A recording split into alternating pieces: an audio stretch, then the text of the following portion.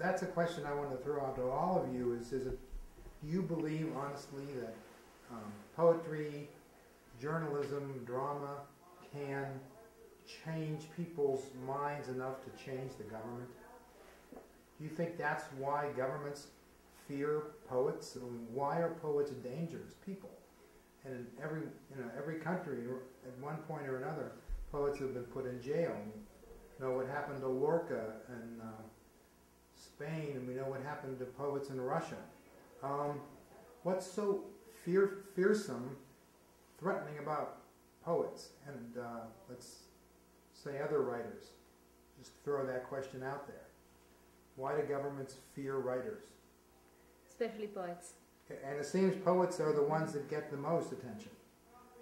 Anyone want to start? Yeah, go ahead, Samuel. I think Iraq recently was the most dangerous place for writers. I think more than 100 or maybe more. I don't know. I don't have the number, but Iraq is a very complicated place because there are outsiders.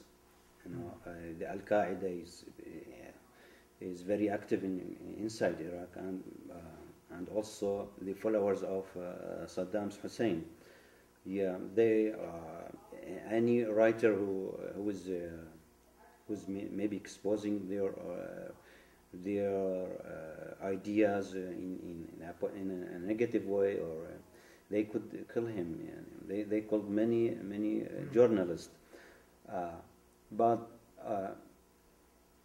concerning the poets, I don't think the poet is as a dangerous writer.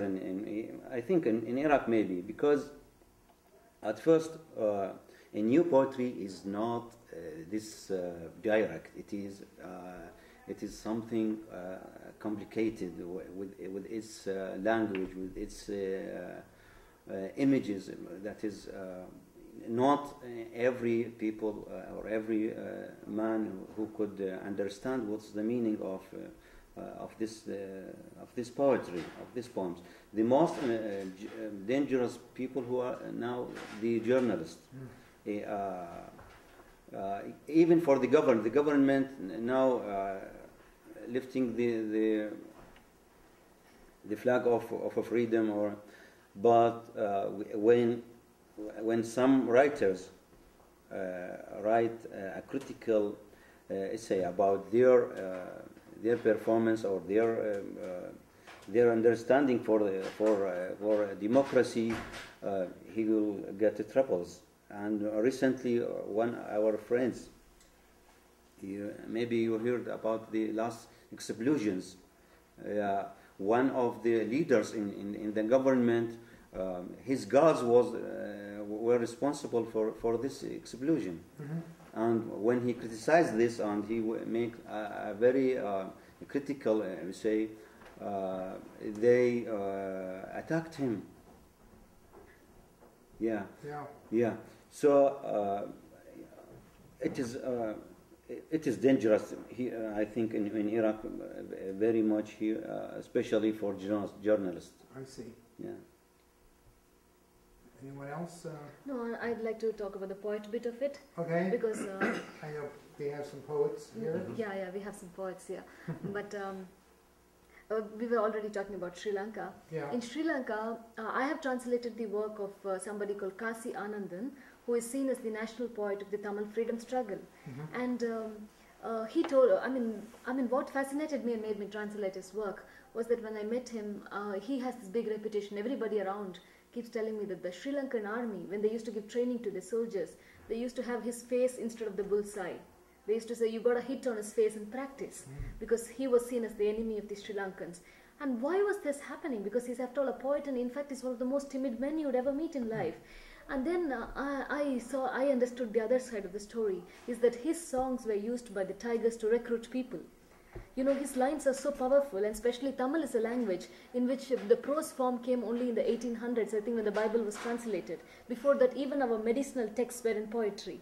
Everything was Oh, in really? poetry because you can remember poetry and you Yeah. could recite poetry. So everything was totally poetic. And poetry is something that they sung. I mean, poetry had this song quality to it. It was more of a song. So whatever Kasian then wrote, which could be, let's say, poetry, but that was actually basically songs. So his songs were all the time utilized to, take the people, make the young people join the tigers, Sure. make them bear weapons, lay down their lives. And the tigers have the cult of suicide bombers. So everything that he wrote was, affecting them like that. And his lines are very powerful. There's some line that goes, "Pattu tadavai paadai varadu," which says your corpse doesn't come 10 times. You just die once. So why not die for your country? I mean, they can actually subvert, make you think that way. They can make you, okay, even give less care to your life and think more of your motherland, because they are acting, on the emotional level. And I think I've seen it happening. Now he can't stay in Sri Lanka. He's now in exile in India. And since India and Sri Lanka are close, he is at the threat of deportation any minute. But I understand why this makes poets risky, because they can be used for, for other purposes. Like, let's say, indoctrination, or let's say, one kind of, it might not be brainwashing, maybe rousing people, getting them Right. towards a revolution. So this makes them riskier people. Well, I mean, nobody is going to spend ages reading a magazine or reading a research article or just looking at facts. I know all that makes you angry, but does it get you angry in the sense of, okay, I want to march? Does it get you angry in the sense of, okay, I'm going to take my weapons? And the Tamil Tigers have taken it a level further. I mean, especially when they're active, they called all their weapons with Tamil names. They bought their language, even with the weaponry. Even if they were importing AK-47s, they were giving it Tamil names.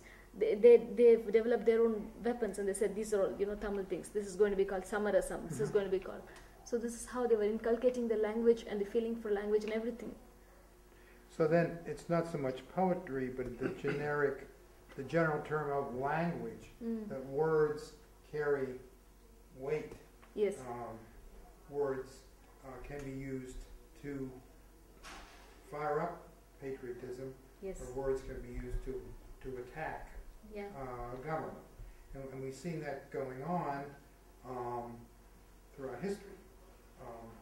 I'm wondering if we've reached a time, if we really haven't advanced that far, that we're still suppressing writers, we're still censoring writers. And has that made any of you think you might want to take another job? Speaking from my perspective, that's Yes. Southeast Europe and larger East Europe. I mean, such a things as, for example, Josip Brodsky ended up in jail because he Yes.